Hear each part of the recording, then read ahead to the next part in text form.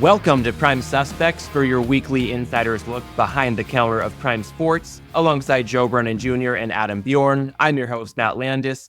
Today's topics: the NFL weekend that was for Prime, a new betting bill introduced to Congress, a look ahead to next week's G2E conference in Las Vegas, and a fourth segment this week, a couple of perspectives on Pete Rose and his legacy after his passing yesterday.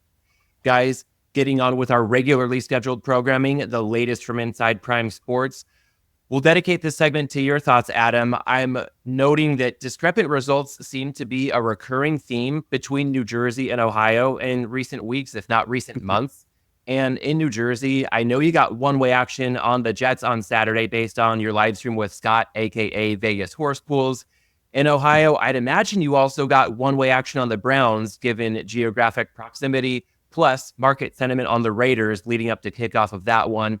So Adam, safe to assume this was a rare, profitable week for Prime in both New Jersey and Ohio?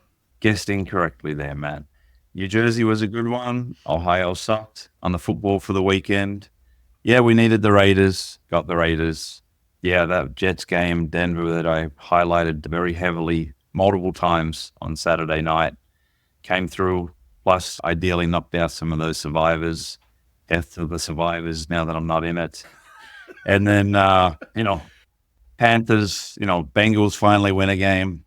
Wasn't on them. Needed the Panthers. But all in all, and then the KC game landed 7, which was no fun.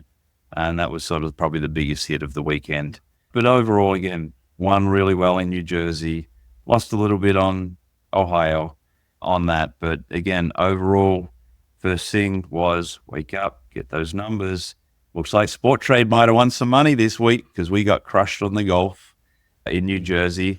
So it had been a while. So good luck to the Sports Trades guys that might have got some of the arbs on the golf that we were on the wrong side of. But yeah, I mean, the last few weeks have actually been pretty decent. Again, we're seeing that discrepancy, digging a bit deeper into the Ohio aspect of it.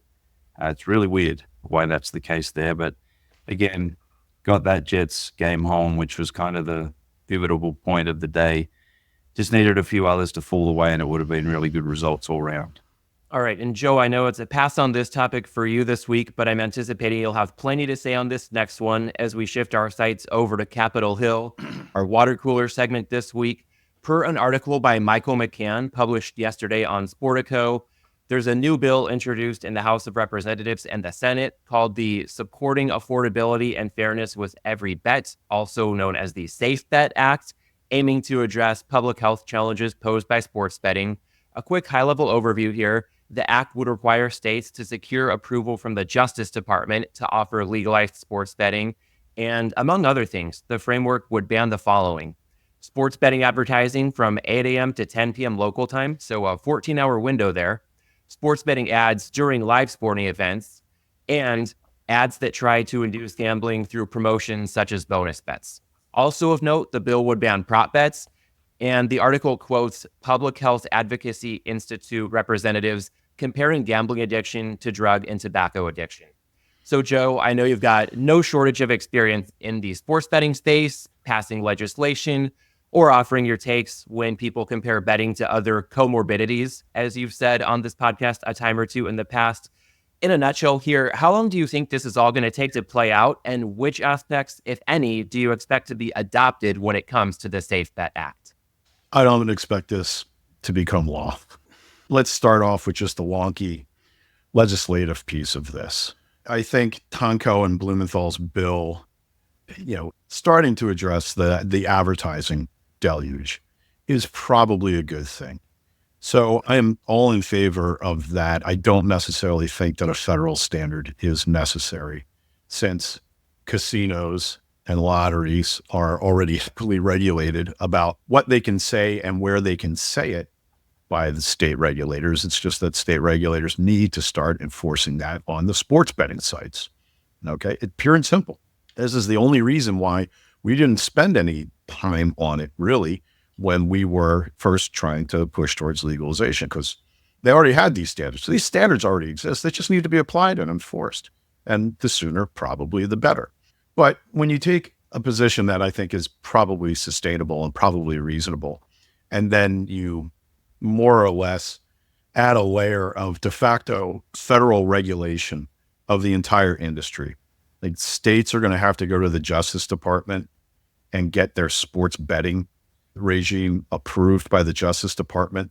I mean, this is where we get into the Establishment Clause. And I mean, all you kids who did really well in social studies and history and civics classes back in the day know that this is probably a non-starter.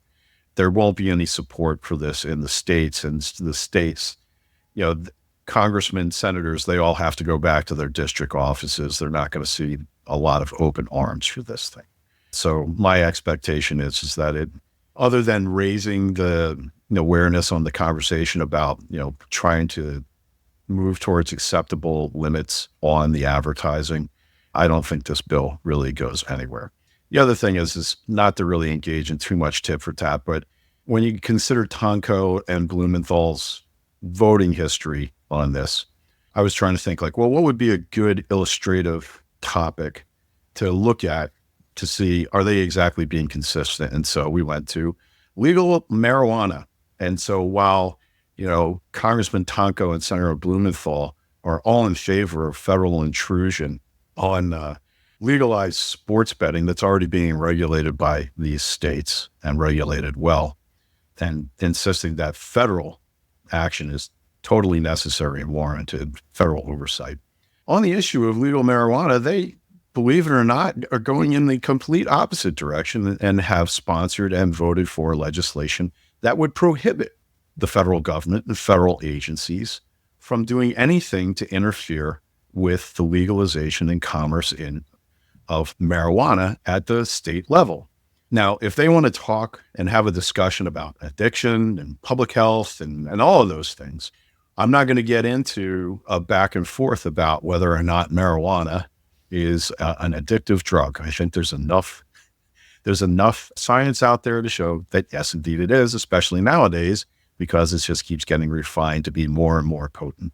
So what I would say is lacking any kind of consistency when it comes to protecting the citizens of the states and of our country from any would-be public health crisis regarding addiction, that maybe Congressman Tonko and Senator Blumenthal go back to the drawing board and maybe use their influence with their state delegations to say to lawmakers in their states and regulators in their states that they ought to start enforcing the standards that they already have on the books. All right, well, Adam, to bring you into the fold here, a lot to unpack. I'm guessing that Joe's prognostication would be suitable to your preferences based on previous comments you've had about advertising, but also perhaps more of a hands-off approach in other areas. What do you make of all this? Yeah, I mean, I skirted over it. I wasn't going to go into too much depth on all this stuff. At the end of the day, these decisions made by naive people just watching headlines and whatnot for some part. I don't get too wrapped up into it. Just tell me the rules of the game and I'll try and play within those borders. I agree, the ad reduction, something that I'm quite happy for them to do.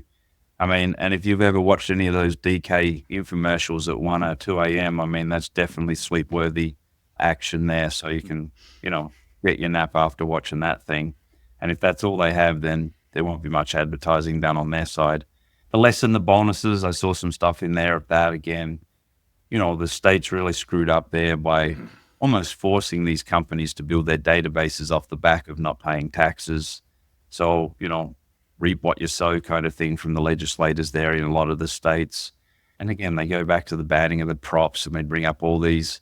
I mean, they literally just hang their hat on maybe 5 questionable things that have happened.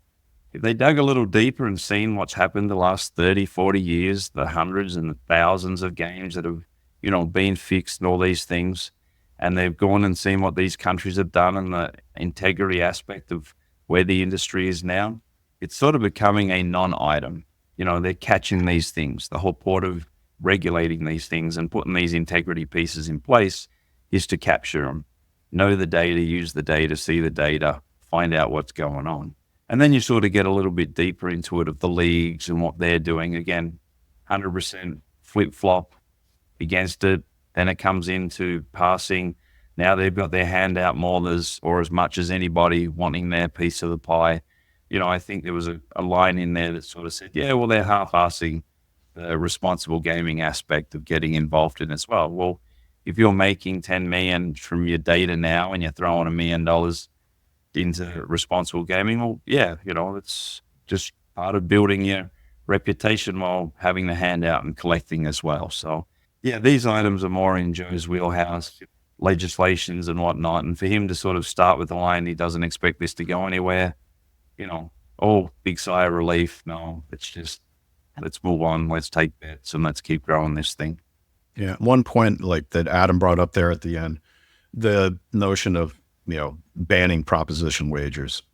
This is something that, when it came to us in Ohio last year, regulators wanted our opinion on banning college props because it's a nothing business for us. We didn't really care one way or the other, but I think if I had to do it over again, I might have come in a little harder on this one because the NCAA now has been quietly using this effort in the different state houses with regulators, now to the point where now it's popping up on Capitol Hill and this telling us how we should groom our betting menus.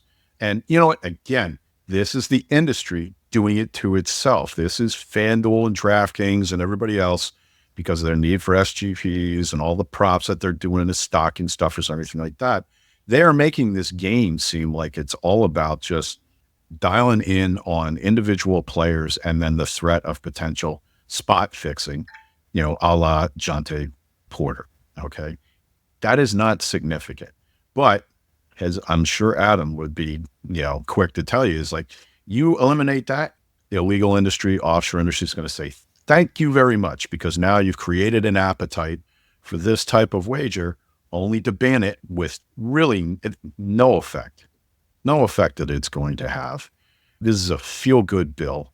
I mean, if they wanted to pass a bill, they should pass a bill to require that public figures and athletes should turn off the public responses to their posts on social media. But it will create an enormous market offshore and perhaps onshore. I mean, look at what DFS Plus has done with player props. Okay. And they're essentially an internal gray market here in the United States. So this insistence on trying to push that agenda for eliminating prop wagers is bad policy in and of itself, but it's a pretext towards, and the NCAA trying to get in there and use it as leverage to ban betting on all college sports.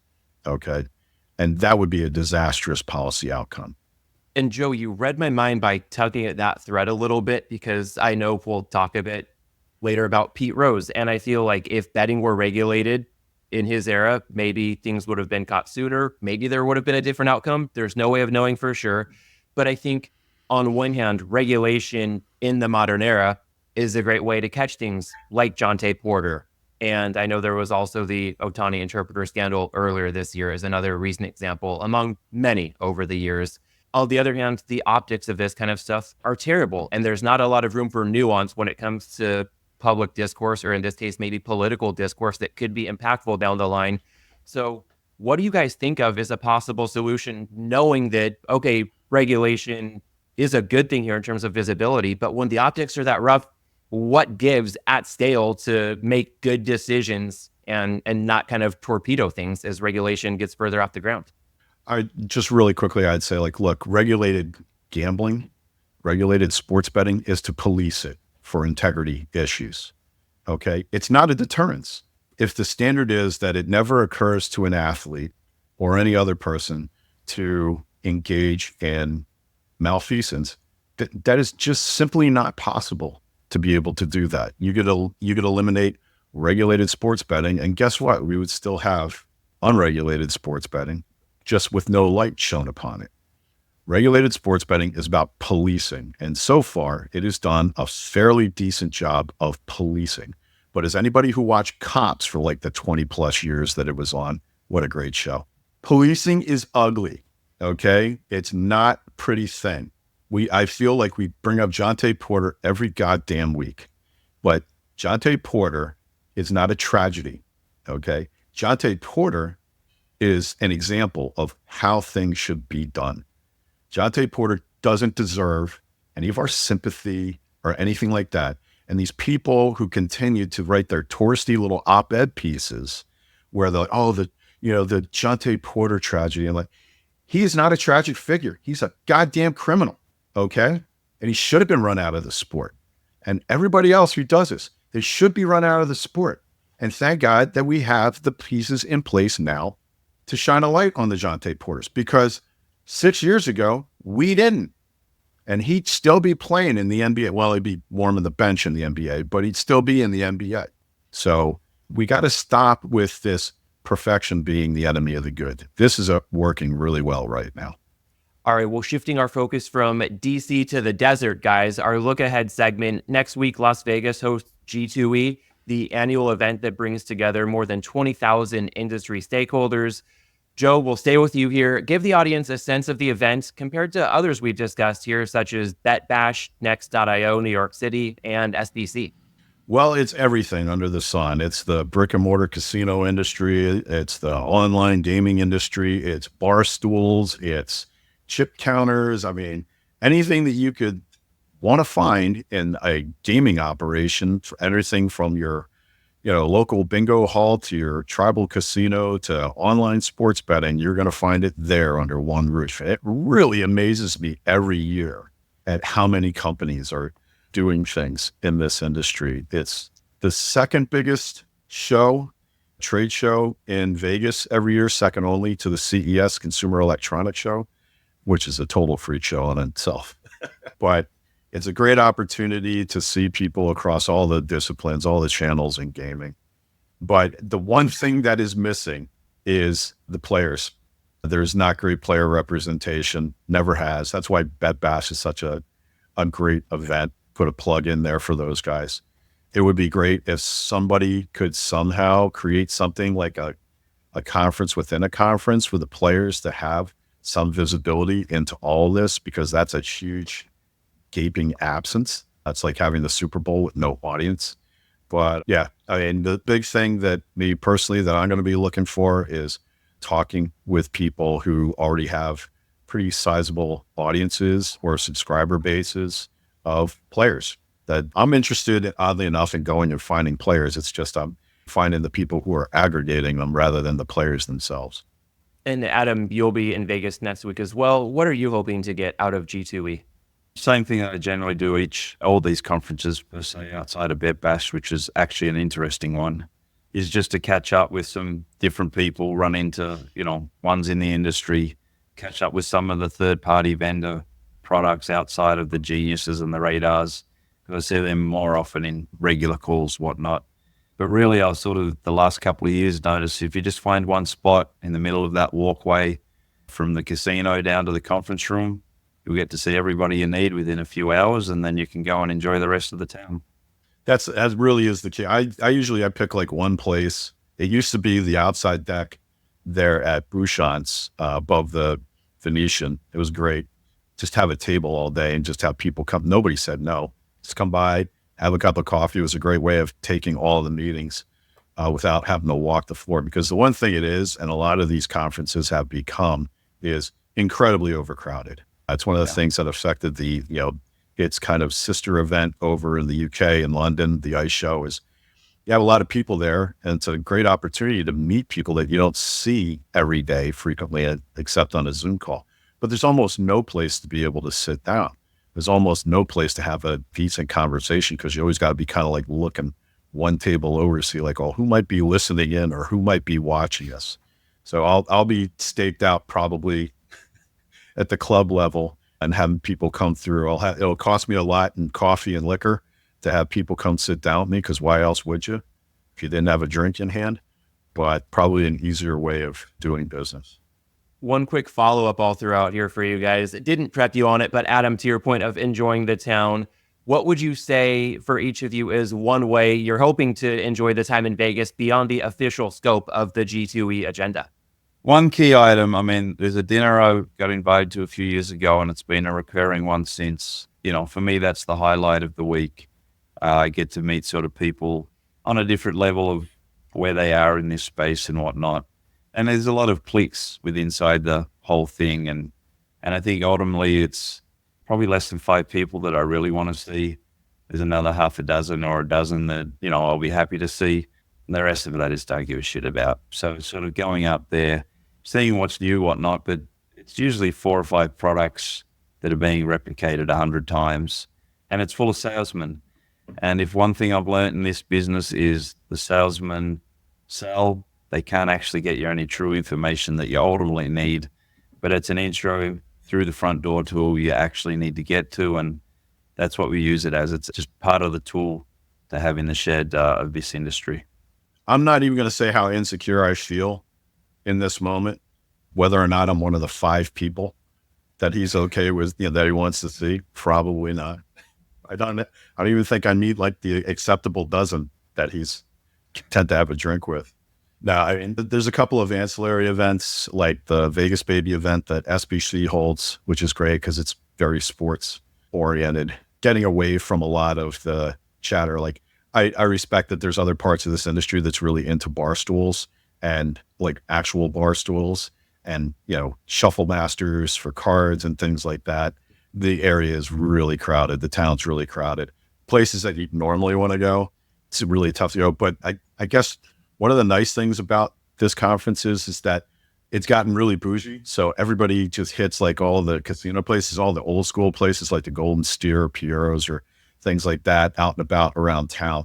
It's still fairly easy to get a table at those places. And when I go back, that's where I like to go. When we meet up with people, the people who like hanging out at those places still seem to be our crowd. Why I guess I continue to go back year after year. All right. Well, guys, speaking of the Vegas lifestyle and somebody who was no stranger to it, based on my understanding, we can wrap this up with some perspectives on Pete Rose. And Joe, I know this is quite the nuanced topic, but based on our group WhatsApp chat, you've got some thoughts to share here. Yeah, originally I didn't want to do this, but I guess as I was explaining at length over, what was that, like 10 minutes of texting, that clearly I needed to do this. And I also know where Adam's going to come in on this, so it's going to be a nice hammer of reality when I get to the tail end of this. But yeah, Pete Rose was a hero of mine when I was a kid. After he came to Philly, and then when they won the World Series in '80, there wasn't a kid in Philadelphia, whether they were playing in the street or playing at the playground or whatever, that wasn't diving head first into first base the way Pete did. I mean, he was baseball. He was baseball in America personified. When you looked at him, that guy did not look like an athlete. He looked like a bulldog. But most hits in baseball history, and the way he did it, Charlie Hustle, you just couldn't help but admire the guy. But, him being banned from baseball for betting on baseball by Bart Giamatti was absolutely the correct thing to do. And I know there's going to be a lot of people who are going to say like, okay, now the man's passed away. Let's let him into the hall posthumously. It's the right thing to do. It's not. His dying did not correct what he did. And it's pretty clear. Everybody in baseball knows you're not allowed to bet on baseball, and he did it anyway. So while I think it's incredible, I think he's a tragic figure. Even Moses didn't get to enter the promised land. And in some ways, I would say Pete remains kind of in a place of his own because of this. Whereas if they just say, all right, now we're just going to fold him into the Hall of Fame, let him in posthumously, I think it takes something away from him. Pete was his own guy, defiant to the end. And I mean, I guess he knew the cost because he never was particularly contrite about what he did. But it was absolutely the right thing to do. And I just look at him as one of the great tragic figures in sports. And I appreciate that perspective and the mental agility it shows to hold two seemingly contradictory thoughts at the same time. And Adam, I'm anticipating you might jump in with a different perspective here. Maybe your first thought, like mine, was that it would have been nice had he been alive for his Hall of Fame induction. Joe was 100% on this one. I mean, this guy got a worse sentence than most murderers and whatnot in this space. A few bets, so be it. I think from little I know of the different stats and that these baseball historics and fans and all these kind of things really look up to, but I'm on the same thing with Barry Bonds. They're all cheating. Most of them, some of them got caught, some of them didn't. To me, they deserve to be in whatever the highest accolade is for this sport. Again, it's a sport. People go out and kids play the games. I mean, these people I would have given anything to have been good enough in a particular sport or whatnot to have been an athlete, whatnot. Would have I crossed lines and boundaries if opportunities had come up? Yeah, probably. That's just the way it is. And to keep someone like that out of such, the prestigious aspect of it and whatnot, to me, it's insane. It's crazy to me, but it is what it is. And he passed away never being in. What's the point of putting him in now? I mean, it means nothing in my opinion. Joe, I saw you maybe shaking your head, reacting a bit there. We can cut this in post if you have nothing else to add, but wanted to make sure if you did have a thought there that you were able to hop back in. It's funny, but Adam said it's just a sport, right? There's two sides of it, right? Pete got all the hits. They didn't take him away. Everybody knows the name, Pete Rose. He played the game. He was a World Series champion. None of that was ever taken away from him. The only thing that he was denied was the ability to continue to be part of baseball and the Hall of Fame. It was a sport. I mean, Pete Rose lived a pretty full life, especially if you saw him out and about in Vegas, which I did a couple of times. So yeah, it's just a sport. I don't think he needs the accolade. Frankly, I don't think it lessens his life one day. So I agree with Adam. It's just a sport, but maybe on the other side of the coin as far as why or why not he should be in the Hall of Fame. All right. And on that note, we will go ahead and tie a bow around this episode to our listeners and viewers. Whether or not Pete Rose ever gets enshrined in Cooperstown, you're a Hall of Fame audience in our books. Thanks as always for making us a part of your week. And we'll catch you next week right back here on Prime Suspects. Thanks for listening to this week's episode of Prime Suspects. Register for Prime Sports at primesports.com and download the Prime Sports app. You can follow us on Twitter at Prime Sportsbook, at Joe Brennan Jr., and at Adam Bjorn 2. You must be 21 or over to play on Prime Sports. Always bet responsibly and within your limits. If you or someone you know has a gambling problem, call 1-800-GAMBLER.